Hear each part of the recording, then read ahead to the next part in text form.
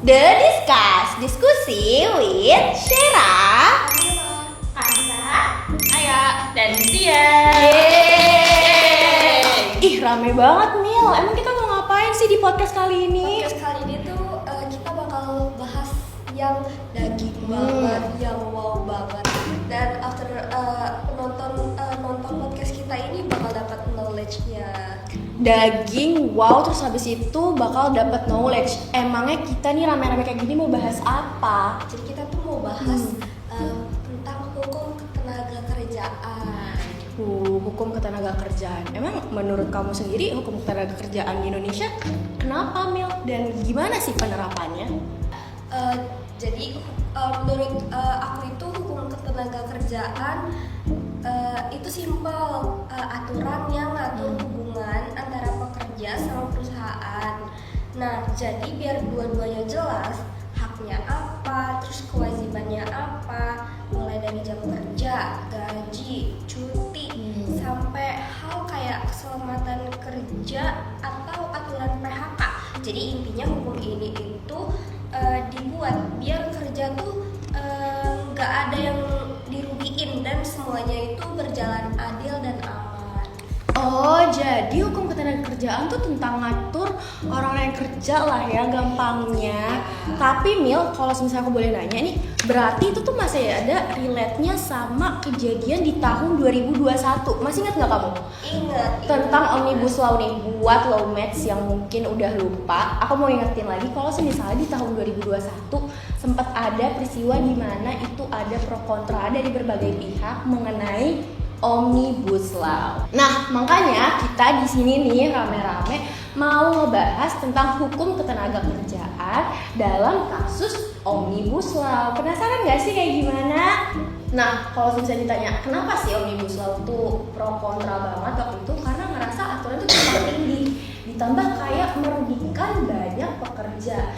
Sekarang aku mau nanya nih, menurut pandangan mahasiswi hukum di sini, kalau menurut Kansa dulu deh, aku mau nanya, kalau penerapan Omnibus Law sendiri tuh merenggut hak dari para pekerja atau malah melindungi?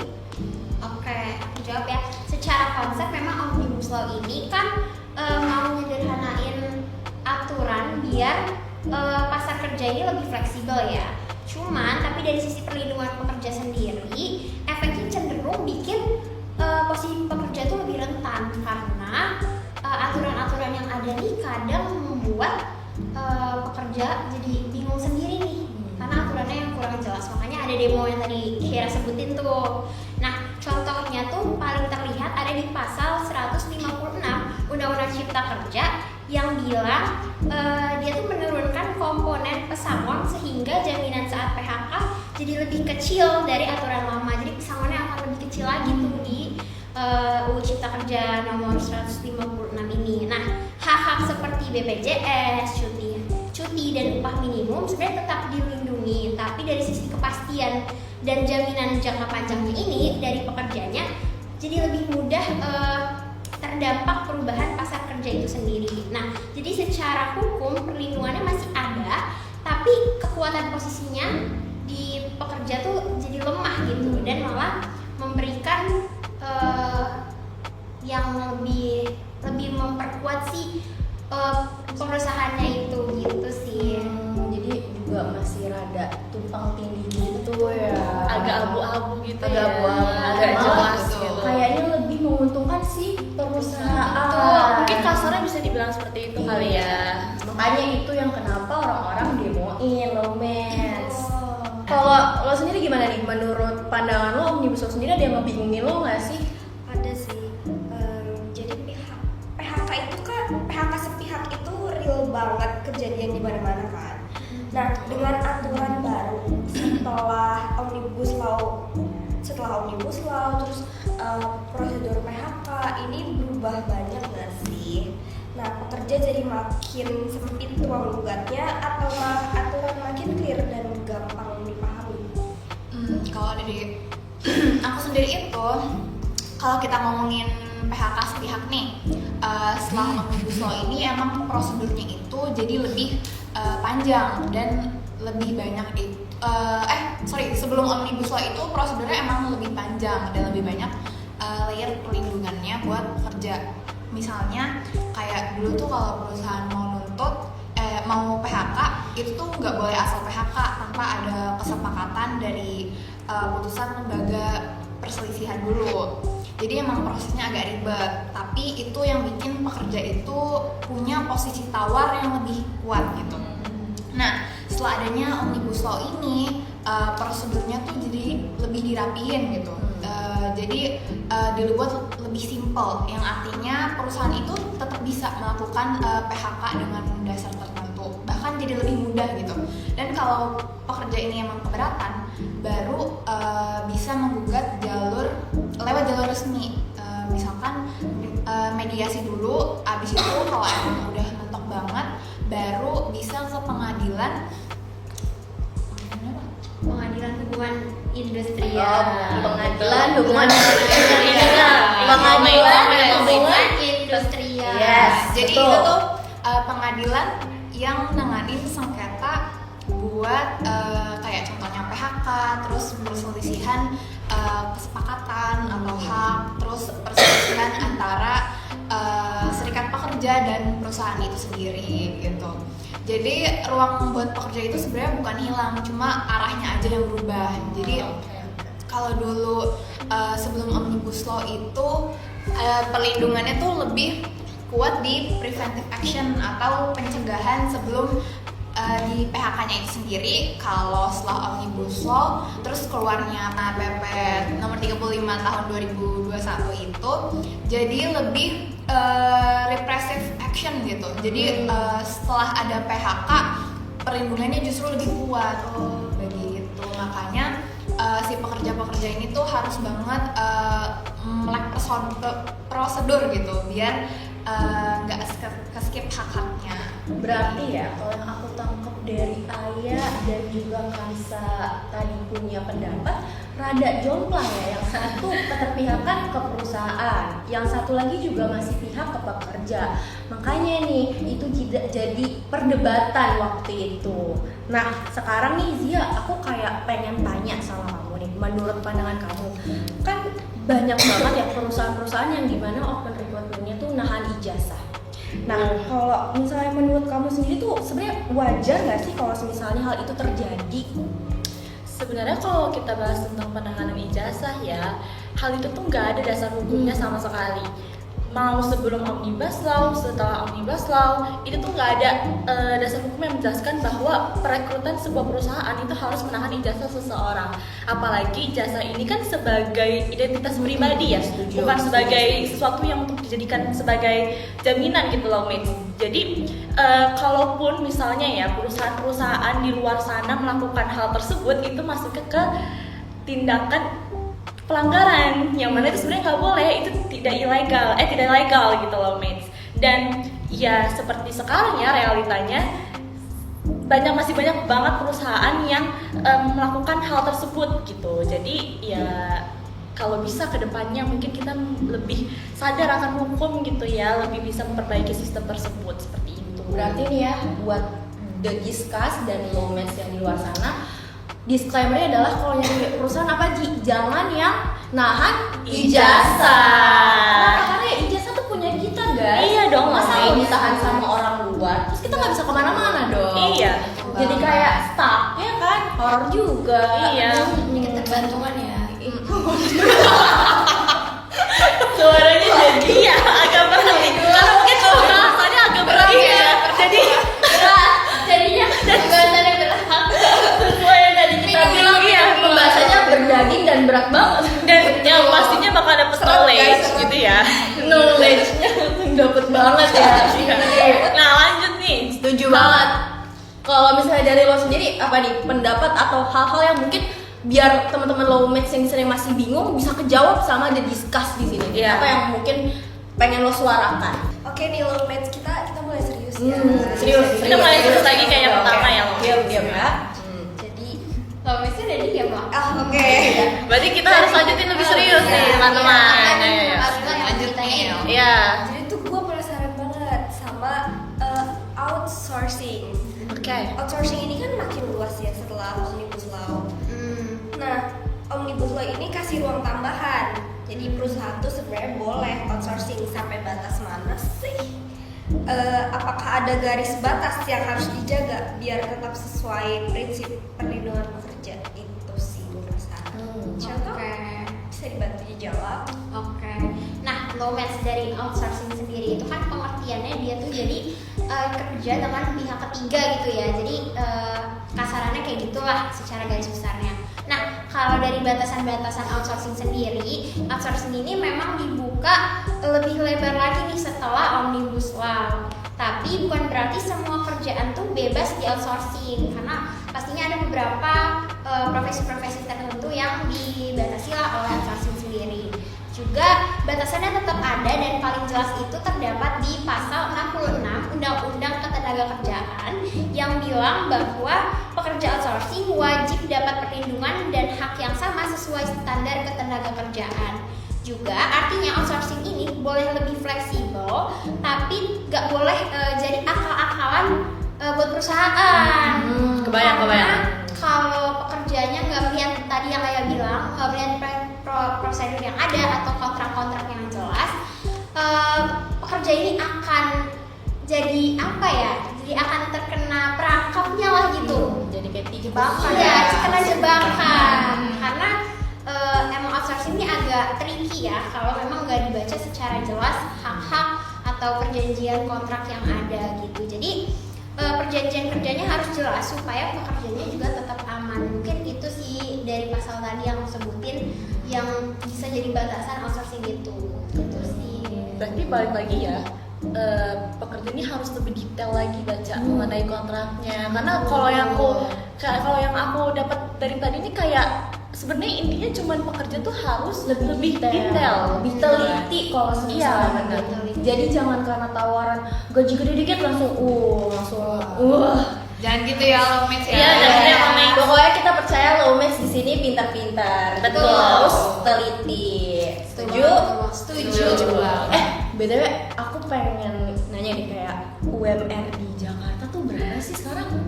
Aduh, berapa ya? Ada teman Lomits ada yang tahu atau bahkan belum tahu ya berapa sih? Berapa ya teman-teman di sini mungkin yang lain bisa menjawab? Berapa? 5 juta ya? Iya, iya, around segitu lah, around 5 segitu jutaan. lah. Iya. Kalau misalnya tadi kayak kita kan udah tahu nih tentang outsourcing, terus penahanan ijazah, terus juga tentang PHK sepihak. Mungkin di sini aku pengen bantu Lomits untuk tahu kayak tentang penerapan upah minimum di Jakarta. Nah, aku pengen tahu nih buat discuss kayak penetapan upah minimum di Jakarta itu kan juga ikut dirombak kan. Nah, di sistem yang sekarang itu konsep upah minimumnya itu yang layak itu adalah masih beneran ke bawah atau malah dia itu berpotensi untuk menekan sesuatu karena alasan ekonomi. Aku bantu jawab ya. Boleh. Kalau soal upah minimum itu sendiri, Omnibus Law ini sebenarnya cukup mengubah cara mainnya nih. Jadi Karena, gimana tuh? Dulu nih sebelum Omnibus Law penetapan upah minimum itu sesuai sama ada namanya survei kebutuhan hidup layak. Jadi Dewan Pengupahan ini turun ke lapangan, terus survei harga kebutuhan yang ada. Nah dari situ baru dirumusin berapa upah minimum yang pantas di Lomits. Setelah adanya Omnibus Law, terus keluarnya PP PP 36 tahun 2021, itu tuh sistemnya berubah. Nah, yang tadinya pakai survei kebutuhan hidup layak itu diganti jadinya udah nggak jadi komponen utama lagi karena sekarang formula upah minimum itu udah berbasis sama data ekonomi makro kayak inflasi sama pertumbuhan ekonomi. Jadi lebih teknokratis dan angka banget gitu. Terus upah minimum sektoral yang ada di beberapa daerah juga itu sekarang udah dihapus. Terus satu lagi nih yang bikin sering bingung Lomits itu upah minimum itu sebenarnya cuma buat pekerja yang baru masuk, terus pengalaman kerjanya itu di bawah 1 tahun. Nah Kalau udah lama itu harusnya udah naik lewat struktur skala upah. Jadi bukan upah minimum lagi gitu. Oke. Nah, apakah menjamin nih konsep upah layak ini secara teori sih iya ya, tapi karena tetap ada batas bawah, jadi masih layak gitu ya. Tapi karena survei kebutuhan hidup layak itu udah nggak jadi faktor utama lagi, jadinya beberapa orang tuh ngerasa standar ini agak geser gitu ya, karena balik lagi ini kan sistem baru ya, jadinya masih didesain lebih fleksibel, terus lebih nempel sama kondisi ekonomi sekarang. Ini new insight banget sih, jujur buat aku. Mungkin kalau misalnya teman-teman belum ada yang tahu gimana penerapan upah minimal di Jakarta itu seperti apa sebelum ataupun sudah dengan Omnibus Law, di sini kita jelasin dan discuss ngebantu kalian untuk paham penerapannya seperti apa. Fresh graduate ya ceritanya. Iya, keren banget nih. Ini kayaknya calon Pak Purbaya di masa depan. Setuju? Setuju. Oh my god. Kayak Ya, no thrifting. Setuju? No thrifting. No thrifting. Comment. Setuju no thrifting or no? Oh my god. Oke nih, next kita mau bahas. Gue mau nanya lagi ke kalian. Sekarang kan banyak anak muda yang kerja kontrak, tapi kontraknya nih nggak diperpanjang, terus tanpa kepastian, kan? Kayak hubungan yang nggak deklarasi. Aduh, Jangan dibawa-bawa dong. Iya. Nah, aturan PKWT sebelum dan sesudah Omnibus Law itu apa beda paling kerasa? Bule. Jujur karena agak aja. Karena Kamila itu ada aturan Netherlands. Iya. Jadi dia Kamila tuh agak susah untuk menata kalimat dalam bahasa Indonesia, Lomates. Apa yang paling kerasa ya perbedaannya? Iya. Setuju. Apa yang beda gitu lah. Iya. Nah, Oke. efeknya itu kayak mana gitu? Kayak mana? Jawab. Oke. Kayak mana? Aku akan jawab ya, Lomates. Jadi untuk PKWT sendiri ini kepanjangan itu adalah perjanjian kerja waktu tidak tertentu. Nah, dari tidak tertentu ini kan pasti udah bisa kebayang dong gimana maksudnya. No limit berarti ya? Ya, jadi Oke. aku izin jelasin ya, sebelum Omnibus Law ini kontrak PKWT itu hanya digunakan kepada jenis pekerjaan tertentu. Contohnya kayak pekerjaan yang sifatnya sementara lah atau tidak tetap. Namun setelah adanya Omnibus Law, aturan tentang berapa lama kontrak itu boleh menjadi lebih jelas. Boleh dibuat menjadi lebih jelas, lebih detail gitu. Nah, tetapi perusahaan juga punya ruang yang lebih gede gitu, lebih besar untuk memakai sistem kontrak yang mana sebenarnya itu hanya boleh dipakai di jenis pekerjaan tertentu gitu. Nah, akibatnya status pekerja itu bisa lebih lama berada di posisi kontrak, bukan malah cepat berubah menjadi pegawai tetap. Nah, karena itu pekerja harus benar-benar membaca atau memperhatikan masa kontraknya, isi perjanjiannya, dan hak-hak yang dijanjikan kepada pekerja tersebut. Nah, di sini ada pasal yang menjelaskan di Undang-Undang Ketenagakerjaan pasal 59 ayat 4 di mana PKWT itu bisa dapat diperpanjang dan diperbaharui. Ketentuannya lebih lanjut mengenai jangka waktu perpanjangan dan perbaruan PKWT itu diatur dalam peraturan pemerintah. Nah, itu pasal ini tuh itu menunjukkan kalau misalnya setelah Omnibus Law, aturan detail tentang durasi kontrak lebih fleksibel dan diturunkan ke peraturan pemerintah, sehingga balik lagi nih perusahaan lebih leluasa menetapkan jangka waktu kontrak seseorang pekerja gitu. Jadi jujur sebenarnya ini agak kasar ya pembahasannya kalau menurut aku sendiri. Berarti ini kalau bisa dibilang perusahaannya agak nakal. Benar. Iya, kayak Kalau dari untung ya. iya, jujur Agak kayak bandel tuh. no banget. Berarti kalau misalnya dari pembahasan ini bisa kita tangkap ada beberapa perusahaan yang menggunakan sistem nakal. Gak cuma dalam penerapan apa tadi PKWT. Iya. Ingat-ingat PKWT. PKWT. PKWT. Iya. Iya. Netherlands kan. Netherlands. Jadi kayak ternyata aku baru tahu juga nih sih, dan ini mau sekalian aku tanyain juga nih ke teman the discuss kayak tadi kan kalau Zia nakal dalam waktu dan kontrak. Ya. Nah, kalau yang aku pengen tanyain supaya lo match di sini juga nggak bertanya-tanya, jadi aku sering banget dan beberapa kali aku nemuin kasus tentang perusahaan yang nakal. Jadi dari segi hak-hak untuk pekerja itu nggak dijalankan. Kayak semisalnya lembur nggak dibayar, parah banget nggak sih? Parah. Udah capek kerja tapi nggak dapat uang lembur. Aduh. Terus abis itu Iya. jam kerjanya bablas ya jelas. Kayak tadi tuh. Nganggur. Gak ada batasannya Iya. dan gak jelas gitu. Nakal Tinggi berarti banget. kan? Nakal. Terus abis itu BPJS nggak disiapin, gila gak sih? Ya ampun jahat banget, mesti itu buat kesehatan kita loh mens. Tapi kayak ya ampun nggak disiapin, parah. Nah maksud yang akan aku tanyakan supaya teman-teman di sini paham kayak kalau misalnya kayak gitu, ada nggak sih jalur hukum yang mungkin bisa para pekerja ini tempuh supaya apa ya penerapannya lebih efektif untuk membantu mereka biar keterpihakannya itu ke mereka. Waduh, jujur ini pembahasan agak berat ya menurut aku Iya, ya. berat. Pertanyaan Ini ini udah mulai nakal. Aduh, ini pertanyaannya kayak udah mulai serem nih Aduh. perusahaan. Udah mulai ke ranah hukum Iya, banget. aduh. Sesuai sama kita nih. Iya. Hukum. Satu atap, satu hukum. Oke, aku ngejelasin ya, walaupun agak berat, cuman ya Sangat. aku coba. Ya, aku jangan berat juga Ini lah ya. Lawmates aku izin menitik gariskan lagi ya. Ini kita berdasarkan sepengetahuan kita. Yes. Jadi kalau misalnya lawmates mau ada koreksi Tambahan. itu ya, koreksi atau Boleh. tambahan, boleh banget banget. drop di komen dan nanti kita mungkin akan bisa bahas lagi kali Berdiskusi ya. bersama. Iya, bersama discuss. Iya. Ya. Oke, kalau tadi pertanyaannya kalau perusahaannya udah mulai nakal Iya, ya, nakal. udah mulai nakal, jalur hukum yang paling efektif itu apa kan? Yes. Kayak aku bantu jelasin.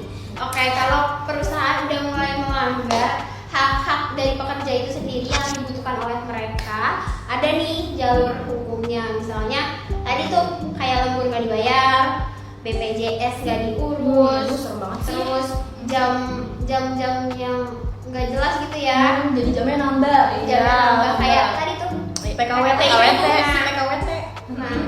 Nah, itu jalur yang paling efektif adalah mekanisme perselisihan resmi yang diatur di pasal 3 Undang-Undang Nomor 2 Tahun 2004 yang ngejelasin bahwa mereka mewajibkan penyelesaian awal lewat mediasi atau konsiliasi disnaker sebelum masuk ke peradilan. Nah, aku bantu ngejelasin juga disnaker ini dinas ketenagakerjaan ya guys. Jadi kalian bisa ngurus di situ kalau misalnya ada konflik-konflik yang tadi udah Syaira sebutin. Terus juga mediasi ini penting karena hasilnya yang berupa berita acara resmi yang bisa jadi dasar kuat kalau perkara lanjut ke PHI. PHI itu apa tadi? Pengadilan Hubungan Industri. Oke. Diingat lawmates. Betul. Jadi langkah internalnya sebenarnya kita harus ngomong dulu ya ke perusahaan, ke atasannya lah yang paling tinggi HRD gitu ya. Memang kalau perusahaan atau HRD-nya ini tulis, kita bisa melaporkan ke Dinasker itu, Dinas Ketenagakerjaan. Ulangi sekali lagi. Dinas Ketenagakerjaan. Nah, Iya. untuk mediasi ya guys itu. Nah, kalau emang masih buntu banget nih di Dinas Ketenagakerjaannya kurang merespon dan kurang responsif lah intinya, baru ke PHI untuk kasih bukti-bukti lengkapnya supaya kita akan dibela, akan dipertaruhkan hak-hak yang kita bisa dapatkan ternyata nggak didapatkan di perusahaan itu gitu Shay. Oh, guys. Jadi makanya nih buat the discuss di sini karena nanti kita juga bakal kerja di ranah hukum, mungkin juga lo match yang mau jadi sarjana hukum terus kerja di ranah hukum, kalau udah digituin sama perusahaan akhirnya mundur guys, ya nggak sih? Jangan mau jadi apa budak korporat gitu, horor. Let's go. Karena kita punya perlindungan hukumnya juga, ya kan? Nah. Lewat apa tadi perlindungannya dinas apa? Dinas Ketenagakerjaan. Jadi tenang aja guys, udah ada lembaga yang melindungi kita kalau misalnya perusahaan kita peristiwa yang harus disayangi. Dicatat ya Laumits, itu tuh ada prosedurnya. Iya. Jadi ada tingkatan-tingkatannya. Pertama ke HRD dulu, kedua kita ke mana tadi kan? Dinaske. Baru ketiga yang terakhir yang paling final adalah ke PHI. PHI. Apa itu PHI? aduh maaf ya ampun. Kita cuma ngomong Pengadilan Hubungan Industri. Nah, ini kan pengantar ilmu ya, Hukum Indonesia. Iya. Kita ingat-ingat ya. PHI-nya, Kita nggak lupa. Iya, Iya. betul. Jadi perlu di highlight bahwa pekerja-pekerja juga harus melek hukum supaya betul banget. nggak terjebak dan nggak terperangkap oleh aturan-aturan yang ada di perusahaan yang Setuju banget. licik. Seenggaknya kita mulai hukum lah tentang apa yang kita lakukan sekarang ya. nggak Iya, sih? betul banget. Harus. Oke, lanjut. Lanjut apa nih? Gue tuh mau nanya deh. Aku apa ya? Aku nih mau nanya tentang serikat pekerja. Serikat pekerja apa tuh? Serikat pekerja itu biasanya jadi garda terdepan perjuangan hak pekerja. Nah, setelah Omnibus Law ini, kekuatan mereka tuh makin naik level atau justru ada batasan baru yang bikin gerakannya tuh lebih ribet. Menurut kalian gimana? Kalau ngomongin serikat pekerja nih ya, sebenarnya di Omnibus Law ini nggak diotak-atik nih Mil, karena dasarnya juga masih pakai UU 21 tahun 2000 yang ngatur soal hak serikat buat membela kepentingan pekerja yang jadi fondasinya terkuat gitu. Nah, tapi efek dari Omnibus Law sendiri ini Laumits justru kerasa di aturan ketenaga kerjaannya nih. Apa tuh ya? Benar-benar. Kayak outsourcing yang tadi udah disebutin. Iya, benar-benar. Terus kontraknya juga yang lebih fleksibel, terus proses PHK yang makin dipermudah nih. Berarti pembahasan-pembahasannya tadi lah ya. Yang ini yang semua lain masih nih, nyaman banget ini. Nah, ini semua tuh berasal dari perubahan di pasal-pasal UU 13 tahun 2003 tadi lewat Omnibus Law ini. Nah, karena aturannya jadi makin longgar, jadi serikat pekerja ini punya peran yang jauh lebih penting. Mereka juga jadi benteng pertama buat ngawasin apakah kebijakan perusahaan ini tuh masih sesuai hukum dan merugikan pekerja atau enggak gitu. Betul, oke. Jadi bukan makin lemah, tapi justru serikat pekerja ini makin krusial sebagai penyeimbang di era aturan baru yang lebih fleksibel ini loh, Mer. Kalau serikat pekerja itu kan dari pekerja untuk pekerja dari pekerja oleh pekerja untuk pekerja ya. Oh, betul. Jadi itu suatu komunitas nggak sih, Ay? Iya. Organisasi itu dia. Betul. By the way, di discuss, aku kayak pengen nanya deh ke kalian tuh sering nggak sih ngeliat di sosial media antara hukum sama penerapan di lapangan tuh suka beda? Sering banget. Sering dong. Damn, Laumits. Sering ternyata mereka horor ya. Horor banget. Ya, sekarang sering Horornya banget nyampe ya. banget. Nah, kalau misalnya menurut The Discuss sendiri nih, kayak di dunia pekerjaan itu kadang kan ada hukum tentang dunia pekerja yang dimana suka berbeda ya sama penerapannya. Nah, gimana menurut kalian pandangan tentang apakah hukum ketenaga kerjaan ini itu udah bisa cukup kuat untuk untuk benar-benar diterapkan supaya antara hukum sama penerapannya di lapangan tuh sama gitu? Nah, mengenai aturan ini ya, itu tuh diatur di pasal 176 Undang-Undang nomor 13 di tahun 2003 tentang ketenaga kerjaan. Nah, isinya tuh adalah pengawasan ketenaga kerjaan dilakukan oleh pegawai pengawas ketenaga kerjaan yang independen. Jadi, kalau misalnya kita ngomong tentang penerapannya ya, sebenarnya kalau menurut aku sendiri emang belum maksimal lah ya. Masih abu-abu banget deh, pokoknya masih kadang iya, kadang enggak gitu kan. Tapi alasan ini tuh sebenarnya sederhana banget buat aku, menurut aku ya, karena jumlah pengawasnya tuh sedikit, tapi perusahaannya banyak, jadi ada tumpang tindih gitu untuk pengawasannya. Nah, jadi di satu sisi memang sangat krusial ya mengenai pengawasan ini yang tidak berjalan dengan maksimal Sesuai. ya. Cuman terkadang di kacamata lain itu tuh bisa dikatakan wajar karena terkadang aturannya sudah bagus, hukumnya sudah bagus, tetapi memang penerapannya, pengimplementasiannya belum maksimal oleh orang-orangnya, seperti itu lawmates dan the discuss. Karena itu kedepannya ya mungkin perlu ada digitalisasi kali ya, dan penambahan pengawas untuk perusahaan-perusahaan yang memang banyak ini, seperti itu. Jadi di pasal yang tadi aku jelasin juga, negara tuh emang itu menunjukkan ya kalau misalnya negara tuh memang punya kewajiban untuk mengawasi perusahaan, tapi efektivitasnya itu memang bergantung juga sama jumlah dan kualitas pengawas di lapangannya. Kalau abu-abu di SMA mah indah ya, tapi kalau abu-abu di hukum horor. Aduh. Jadi nggak jelas kita mau dibawa kemana Iya. ya nggak sih? Iya kan? Dibawa kemana? Cukup nanti, Oh iya, cukup terusan ya. Iya, clickbait. Maaf. Copyright, Jadi guys. yes, benar. jadi itu guys kayak antara pengawasannya, penerapannya dan semua itu harus selaras. Jangan ada yang tumpang tindih. Betul. Dan kita sebagai orang yang menerapkan hukum juga ya harus sadar akan hukum, harus melek akan hukum, Yes. harus tahu bagaimana Harus aware lah ya kita. Iya, harus tahu bagaimana hukum di Indonesia ini berjalan. Seperti itu loh, Mei. Aku setuju banget sama pendapat dari Zia. Seperti itu. Ya. Aku juga. Dan Pinter, jujur. alhamdulillah. Jujur keren banget nih. Iya, Oh my teman-teman god. discuss hebat. Masya Allah. Aku punya satu kebingungan terakhir nih, Always. Apa tuh? Kayaknya paling berat nih. Yes. Kedengarannya. Iya deh. Berat banget tuh. Matanya udah berat banget tuh. Ngantuk Gak ya. Kalau kita lihat isu yang terus berulang, kayak PHK massal, outsourcing makin luas, terus upah yang nggak naik-naik.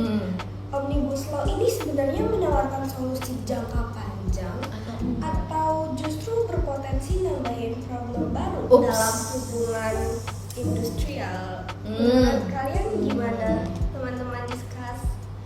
Sebenarnya ya, penerapan Omnibus Law ini mungkin mempunyai tujuan yang bagus gitu ya, supaya apa teman-teman? supaya diringkas gitu ya. Nah, benar, supaya lebih efektivitasnya lebih Dapat. banyak gitu, lebih dapat gitu. Cuman mungkin Realitanya nih Berbeda. Seperti yang tadi Iya. Zia bilang, Benar. kadang penerapan dan yang aturan tuh suka beda. beda, tumpang tindih, dan kadang masih ada celah-celahnya gitu loh, Miss, yang dipakai untuk ya seperti yang tadi kita sudah bahas lah, seperti itu. Dan mungkin mau menambahkan tujuan awalnya tadi kan untuk meringkas agar lebih efektif, tapi kenyataannya masih banyak undang-undang yang sudah dirubah tapi malah nggak diberhenti.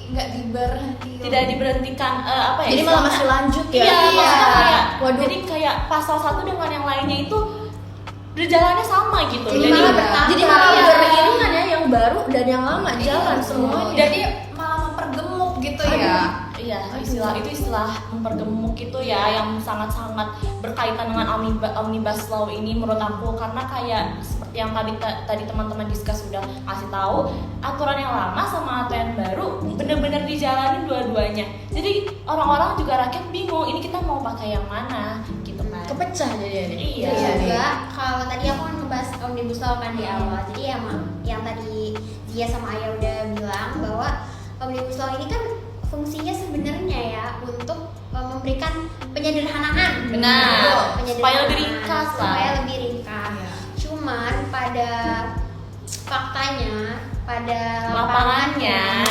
saat iya sih. Iya. Pada lapangannya ternyata malah mempergemuk peraturan itu sendiri, yang malah bikin peraturannya jadi tumpang tindih karena ada beberapa yang double.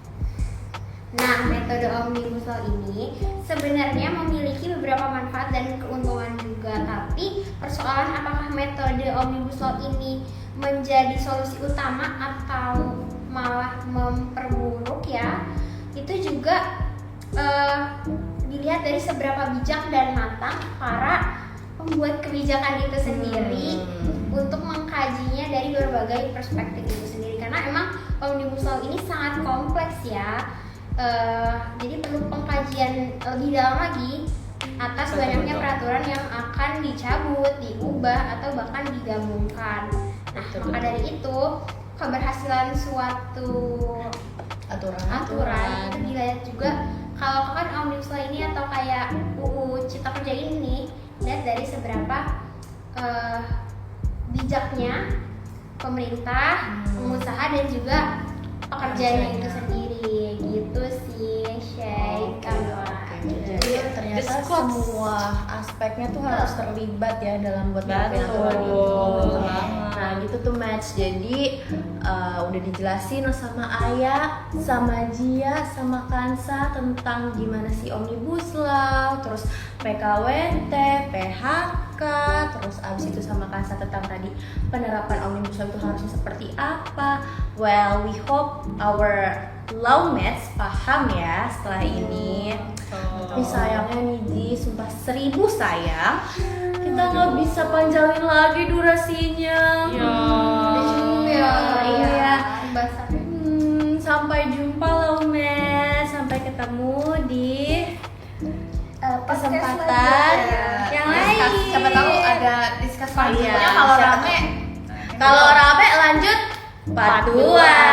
Lawmates, aku juga ingin menitik beratkan lagi yang menggarisbawahi Oke, boleh. jika jawaban-jawaban dan pertanyaan-pertanyaan yang tadi kita bahas nih itu It's all based our knowledge juga. Iya, dari pengetahuan kita.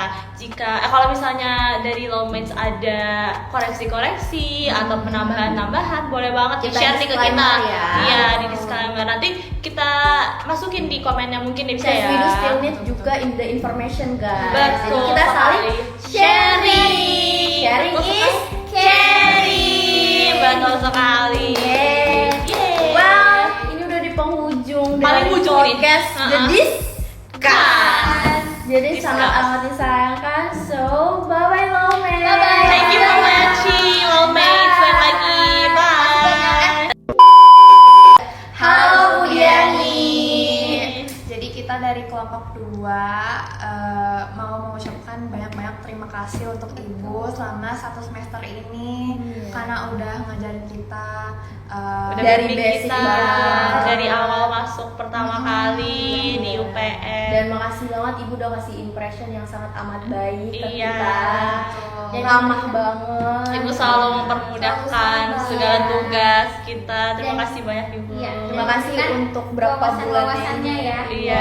Wawasan yang benar-benar insightful ke kita. Jadi kita juga melek akan hukum. Benar. Dari yang mungkin tadinya saya juga masih agak awam sampai akhirnya kayak beberapa istilah di hukum dan beberapa kasus di hukum saya tahu. Terima kasih Bu Diani. Terima kasih banyak Ibu. Terima kasih Itu sangat menginspirasi banget. Betul. bagi Betul Ibu. betul.